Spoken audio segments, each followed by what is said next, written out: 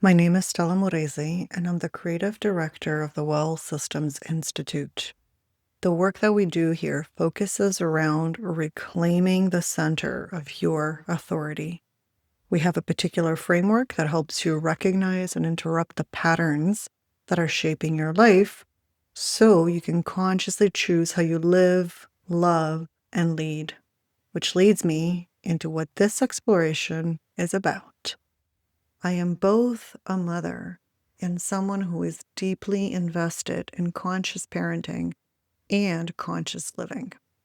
I care deeply about this work because I know the impact that it has, not only on me, but on my child and on the future of our lineage. So this is not a small feat.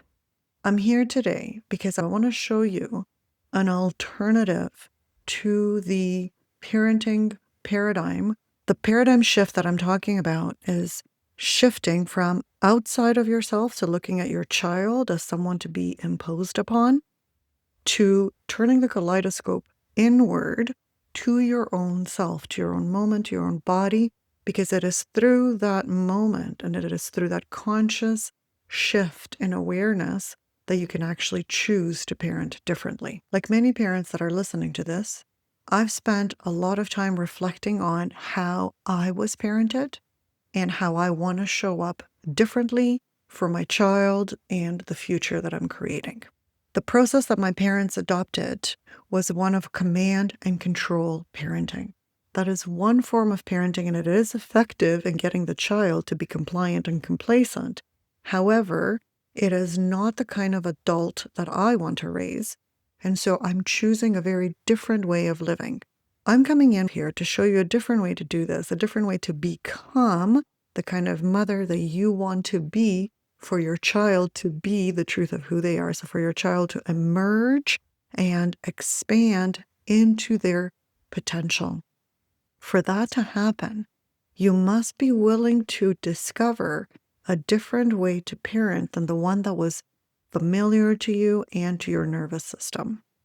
Parents today are encouraged to use scripts to regulate their child's emotions, to set boundaries, to respond calmly.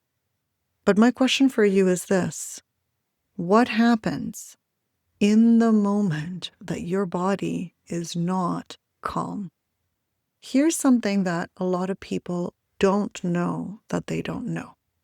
Your body is giving you information at all times about your internal state and about your state of mind and your state of being.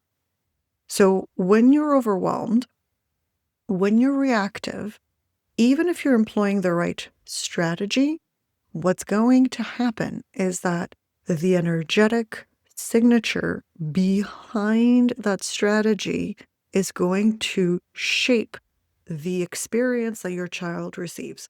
So they'll hear the words, but the energy behind those words will not match to what they're hearing. And so we are energetic beings.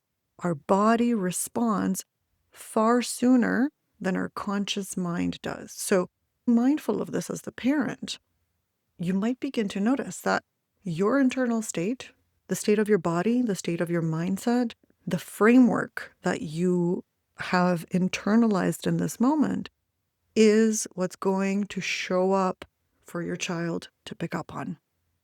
This is a key, critical distinction, because when you don't understand why the strategy isn't working, this is why. It's because there's a belief system in there that continues to run the show. So it's very important for you to begin to get familiar with your own internal landscape so that you don't actually take it out on your child for not understanding. So that you don't take it out on your child for not responding in the way that you think that they should, because after all, you're doing everything right. You're using the scripts, right? Like you're telling the child what the book told you to tell them, but your child is not responding. I know this one well because I had a client who adopted a little girl with all kinds of diagnoses, complex PTSD, etc., who was incredibly violent. And the violence was emerging because she would hear her mother say the right things, and her mother's read all the books. She's done all the courses. She's a very well informed, very intentional person. But when it came to the moment that they're in, the mother would lose herself. She would find herself committed to the story of how her daughter should be responding as opposed to what's actually happening. She would brace against, for example, the school system and the hospital system and the social services systems, as opposed to noticing, wait a minute, I can make a different choice with my child based on what's true for me in this moment. So not fighting the system, but maybe homeschooling.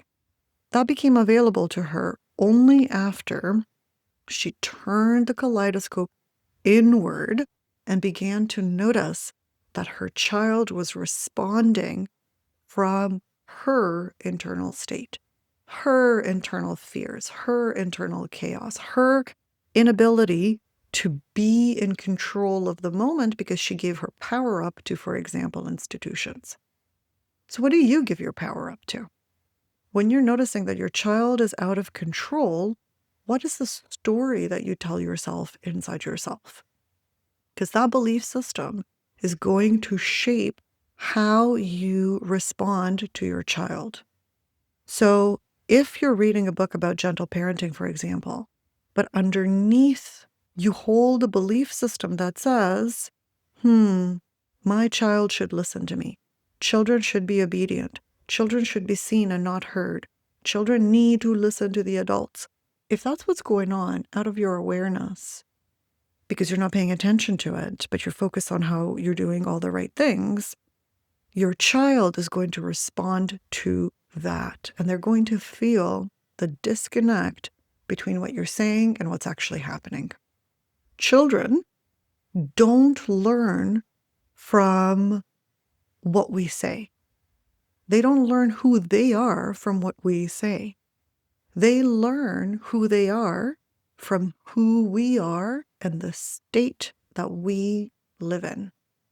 So they will absorb your emotional tone, your tension, your feeling safe, whether or not you're present or whether or not you've checked out.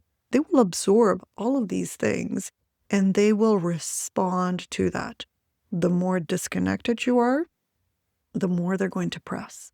The more afraid you are, the more they're going to reflect that in the moment that they're in. I remember one time my husband went on a trip several days long, and I was with my son by myself. And I had my usual client work, and I had 2 clients that day, and so I had all kinds of things that were to happen that day. And my son responds with, categorically, I am not going to forest school today. He's been going to forest school for 3 years, but today he decides he's not going to go. Part of me initially went to, you're going to go and that's it. And of course, he dug his heels in and no, I'm not going. And I remember this moment of him looking at me dead in the eye, and I could see the fear in his eyes. So that became my moment to pause. Because if I don't pause, all I'm left with is the script. So I chose in that moment to pause and to bring my attention inward inside my body and to notice, wow, I'm really scared. And to notice that if I'm scared, well, how's my child not going to feel scared? And through staying in that exploration, I noticed that I don't feel safe when my husband's not here. For those of you that don't know my story, I spent a decade addicted to drugs and other processes to seek to control my life.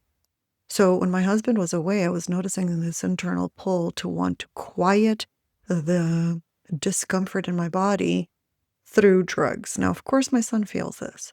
So my words might say one thing, but my experience is actually telling him another thing. So I trust the experience, not the words. I trust the internal state, not the words. And this is important that you begin to notice that this shift is what will make a difference in your family system. And you just begin by testing it out. You just begin by paying attention. That's the key here. You pay attention. Because belonging is not something that you can create through strategies, right? Belonging is a state of being. It's an internal felt sensation. So in that moment where I noticed that, oh, the story is I have all these clients and my son won't go, and what am I going to do? And how am I going to do this, etc. The moment that I turned it inward, everything began to make more sense. And it began to make more sense because I knew that my son is feeling fear. And of course, he wants to be near me when he knows that his mother does not feel safe. Now, that not feeling safe of mine, he also picks up on, and he also doesn't feel safe. So we're safe when we're together. We're safe when we're watching each other. So what did I do? I kept my clients, but I said to him, great, you can stay, and I'm going to need your help. Right? I included him in my process. This is a 4-year-old child at this point who can actually understand what I'm asking of him. And yes, it meant that I turned on the television. And yes, it meant that, yeah, I gave him some food for him to, eat and be distracted while I had my client calls. And it worked out beautifully. It just worked out so beautifully. So one thing I would love to talk to you also today about is what happens in the early development stages. This is important because it will give you a framework to understand why you might lose yourself so quickly in the moment of a challenge or a difficulty. So, your nervous system adopts a particular worldview from the ages of 0 to 7. So this happens preconception, during conception, during gestation, your birth. How was your birth? And what was your mom and dad's relationship like? Were there siblings? And how was your relationship with your extended family? What kind of experience did you have with your community and babysitters and daycare and church? And all of these sorts of things have an immense impact on who you become. We call this cultural conditioning. So we call this the download that happens between the ages of 0 to 7 through parenting. You learn what is an appropriate response and what isn't. What is a response that your parents like and what they don't? What is it that they prefer and what they don't? What feels safe and what doesn't? What are relationships like and what they're not like? What are girls like and what are boys like? All of these things become downloaded onto you between the ages of 0 to 7, specifically between the ages of 0 to 2, where you have no capacity to actually refuse any of the things that are being downloaded, because newborn babies have the neural structure for everything, for all potentials to actually manifest. So they're very adept at learning from the environment, and that's the point. So it's not just what parents say, it's how parents feel and respond that makes the difference. And between the ages of 0 to 7, you actually develop the capacity or the strategy that you're going to have for life. And there are 4 basic strategies that we all adopt in our family unit, and that then get reinforced in the culture that we live in. If you're curious about that, I do have a quiz called Truth or Trauma on the Well Systems Institute, wel-systems.com, and you will see the quiz there, and you can discover what's your strategy. And when you discover your strategy, you understand the patterns that you're installing on your child. So I encourage you to begin there if that's something that you're curious about. So far we've learned that children experience safety through the parent's nervous system. They adapt to your tone of voice. They respond to your posture. So let's talk about that for a moment. If your tone of voice is seeking to be calm, but underneath it, there's a fire, there's a annoyance with a child, that child is going to feel the annoyance before they can hear the words. If your posture is leaning forward and hovering over the child, but your words are nice, the child is going to feel your posture and they're going to feel smaller than. And because they feel smaller than, they're going to up the energy and push. So they're going to seek to be bigger by resisting you. They're going to pick up on your emotional energy. So you might say everything's fine, but underneath everything's fine, you're really pissed off with her dad, or you're really upset about work, or you're really not really here, right? So like you're in the room, your body's in the room, but your mind is elsewhere. They pick up on your responsiveness. So you might say to them, yeah, tell me what happened at work today, but you check out. If you're not responsive, they're going to stop talking. Because children are very intelligent. Children are very capable of reading body cues. So even when nothing is said, children actually feel the emotional environment around them before they hear the words. And so do you. Like, think about the last time you walked into a room. You know the energy of the room before anybody says anything. And so when children are present, basically what's happening, their nervous system is constantly seeking to establish safety. So whatever it is that's going on, they're looking for a way to establish safety. And they cannot do that if they do not trust the vibration in their nervous system. That's why you have to become very adept, if you're willing. This is the key shift. If you're willing, you must become very adept at turning the kaleidoscope inward. This is so important and such a powerful way to live. And it is a key fundamental shift from parenting your child to parenting yourself through your child, so that your child receives the best version of you that they can possibly receive, and then they trust you. And then they trust themselves in your presence. And then they trust who they're becoming in your presence. They trust what they're capable of in your presence. So in order to do this, you must discover what's happening in a difficult moment with your child. When you're looking at a child struggling, most parents focus their attention on the child. So they might ask themselves, oh, how am I going to stop this behavior? This is so inappropriate. I really don't want to be dealing with this right now. Oh, I don't know what to do. Okay, you know what? I read the strategy at this book once. I'm going to try that out loud and see what happens. I don't really know what to say, but here's what I'm going to do. I'm going to ask him to do this anyway. Oh my God, it's not working. What am I going to do now? So they try another strategy, and on it goes, until potentially they resort to the strategy that worked for them. And because it worked for them, it works for the child too. So that's one way to parent. And I'm presupposing that because you're listening to this and you're still here, that what you're looking for is a different way to parent that allows for you to raise an empowered child. Because the traditional form of parenting raises a compliant and complicit child, but this way of parenting raises an empowered child. If you want to raise an empowered child, the most powerful shift you must make internally is to shift to turn the kaleidoscope inward. So instead of focusing on your child out there, what you're doing is you're putting the full measure of your attention inside yourself. What is happening inside of me right now?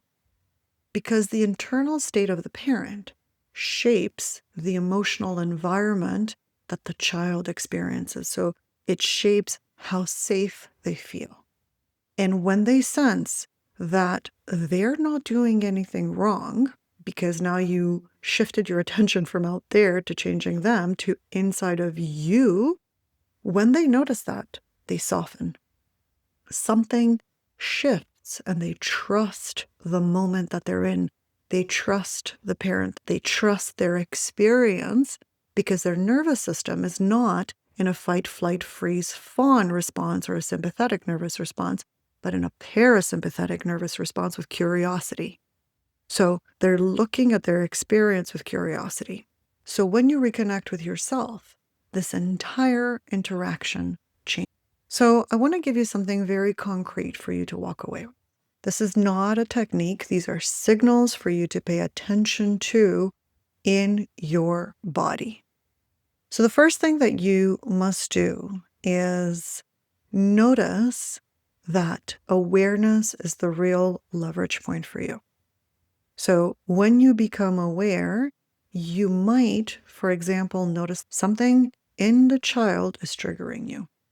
There's something that's happening, whether that's a behavior, whether that's a strategy that they're using, whether that's a word that they said, whether they looked at you the wrong way. Something in the child triggered you. The next thing you want to do is you want to immediately turn your attention inward. So there's going to be all kinds of stories around the child and stopping the child and what's appropriate and what isn't, because all of this is firing off really quickly inside your body. So you want to notice that one way to do this is to focus on your child, which is going to give you more of what you've got. Another way to do this is to turn inward and pay attention to your own internal landscape. So you might want to ask yourself questions like, what's happening inside my body right now? Where is my body tense? Is my breathing shallow or nice and deep? Am I trying to control the situation? When you begin to turn the kaleidoscope inward, you begin to notice all the stories that you tell yourself around, for example, consequences and risks if your child doesn't do X, if your child doesn't behave in this particular way. You might notice the expectations that you have of yourself as a good mother. A good mother would fill in the blank. Usually a good mother is rewarded for controlling her child, so there may be some of that living in you. You might notice that you have your own beliefs around all of this. You have your own strategies around all of this.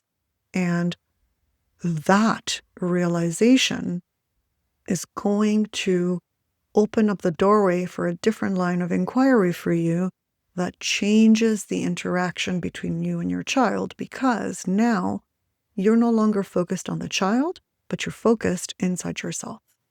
So what I would love for you to notice is the moment that your body gives you a signal.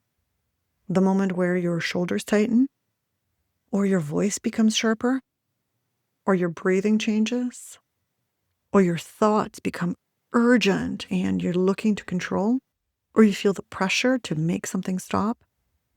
These are the signals that your internal state has shifted, and now you need to pay attention. If you want to know how to pay attention, and if you want to learn how to return to the presence of the moment, this is exactly what I teach inside my free course, The 6 Fundamentals of Transformation. It's not parent-specific because it's human-centric. If all humans applied these 6 fundamentals, how they would engage with each other would categorically change. The goal here and throughout is not for you to immediately fix your child's behavior. That's not the goal. The goal is for you to notice the signals your body's giving you about your internal state so that you turn the kaleidoscope inward so that you create safety in the room with your child. This is key. Safety in the room with your child, because all that your child is looking for is to feel safe. That's all they want from you. They just want to feel safe in your presence.